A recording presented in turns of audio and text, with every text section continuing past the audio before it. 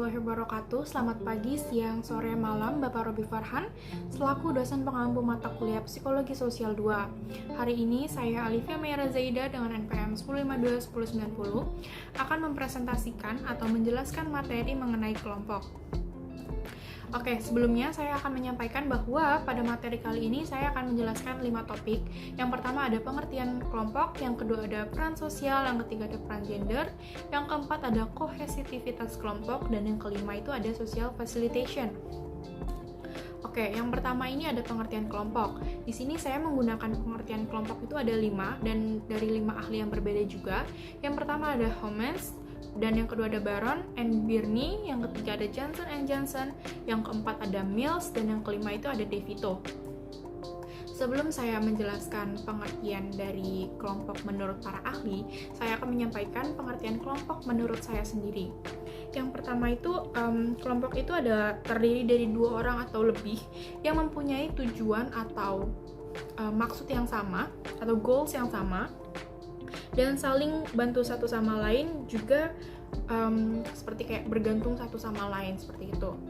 Oke, yang pertama ada pengertian kelompok menurut Homans pada tahun 1950, yaitu kelompok adalah sejumlah individu berkomunikasi satu dengan yang lain dalam jangka waktu tertentu yang jumlahnya tidak terlalu banyak sehingga tiap orang dapat berkomunikasi dengan semua anggota secara langsung.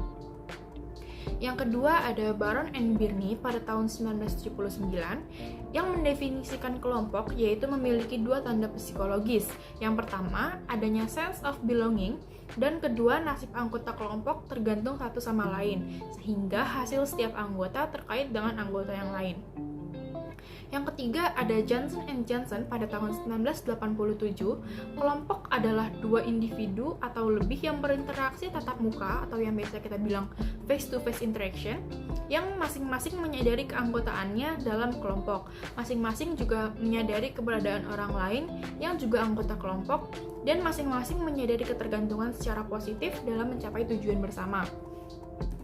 Yang keempat ada menurut Mills pada tahun 1967, yaitu kelompok adalah satu unit yang terdiri dari 2 orang atau lebih yang bekerja sama atau melakukan kontak untuk mencapai tujuan dan mempertimbangkan kerjasama di antara kelompok sebagai satu yang berarti.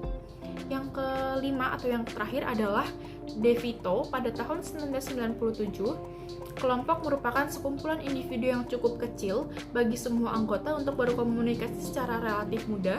Para anggota saling berhubungan satu sama lain dan dengan beberapa tujuan yang sama dan memiliki semacam organisasi atau struktur di antara mereka masing-masing, seperti itu. Lalu selanjutnya ini ada beberapa persamaan kelompok ya. Yang pertama itu ada pada intinya dapat disebut kelompok apabila terdapat 2 orang atau lebih di dalam kelompok tersebut. Yang kedua, menurut Homans and Johnson setuju bahwa kelompok dapat berinteraksi dengan semua anggota secara langsung atau face to face. Yang ketiga ada menurut Baron and Birney dan Johnson and Johnson juga setuju bahwa anggota kelompok itu tergantung satu sama lain guna untuk mencapai tujuan bersama yang positif. Oke, selanjutnya di sini saya akan menjelaskan tentang peran dan kohesivitas. Yang pertama itu ada peran sosial, peran gender, dan kohesivitas kelompok. Yang pertama, saya akan menjelaskan tentang pengertian peran sosial. Definisi peran ialah aspek dinamis kedudukan atau status apabila seseorang melaksanakan hak dan kewajibannya sesuai dengan kedudukannya, maka ia menjalankan suatu peran. Pengertian ini tuh pengertian menurut Sujono Sukanto pada tahun 2002. Lalu selanjutnya ada definisi atau pengertian dari peran gender. Peran gender adalah perilaku yang dipelajari di dalam suatu masyarakat atau komunitas yang dikondisikan bahwa kegiatan, tugas-tugas, atau tanggung jawab patut diterima baik oleh laki-laki maupun perempuan.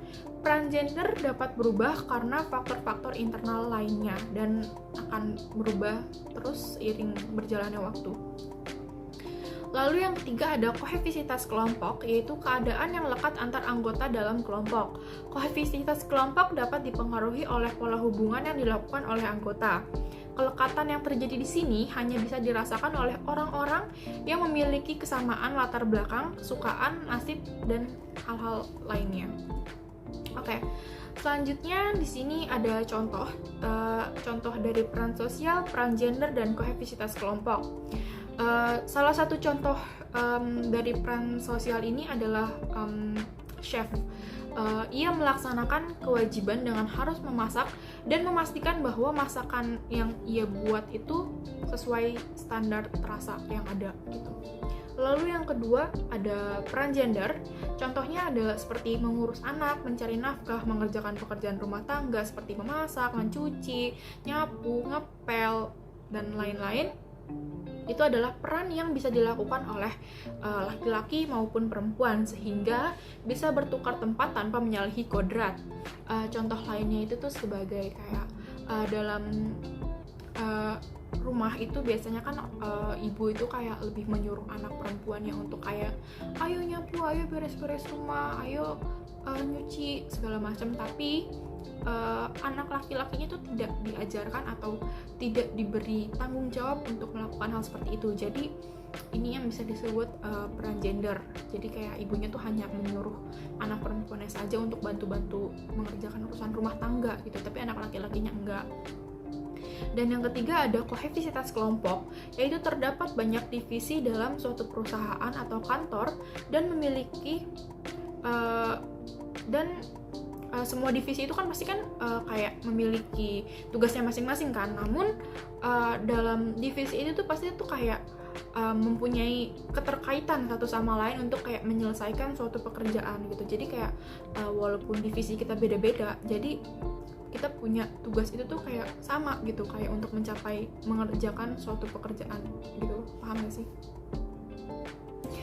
Lalu yang selanjutnya ada social facilitation, yaitu kecenderungan orang untuk melakukan tugas dengan lebih baik bila tugasnya sederhana dan lebih buruk bila tugasnya kompleks dalam keadaan hadirnya orang-orang lain dan kinerjanya dievaluasi.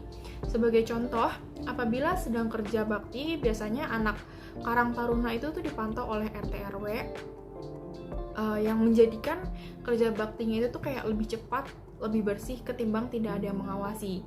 Sama juga kayak seperti kita itu lagi bekerja di kantor, kita kan perlu atasan untuk yang kayak mengawasi kinerja kerja kita kan. Jadi kayak otomatis tuh kerja kita jadi kayak sesuai tepat waktu dan juga lebih tertata gitu pekerjaan kita gitu loh, karena ada orang yang mengawasi kita gitu. Sama juga seperti kayak kita lagi ujian gitu kan, pasti kan kita jadi kayak mengerjakan ujian itu dengan serius tanpa mencontek gitu, karena kan kita ada tekanan dari orang yang mengawasi kita atau pengawas kita saat ujian. Dan yang terakhir ini ada faktor kenapa bisa terjadinya social facilitation gitu. Yang pertama nih ada alertness, yaitu ketika kehadiran orang lain membuat siaga gitu. Terus yang kedua ada evaluation apprehension, yaitu ketika kehadiran orang lain membuat kita peduli akan penilaian orang lain terhadap kita gitu.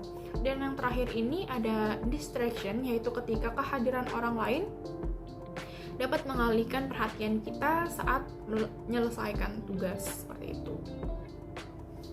Sekian presentasi saya hari ini. Wassalamualaikum warahmatullahi wabarakatuh.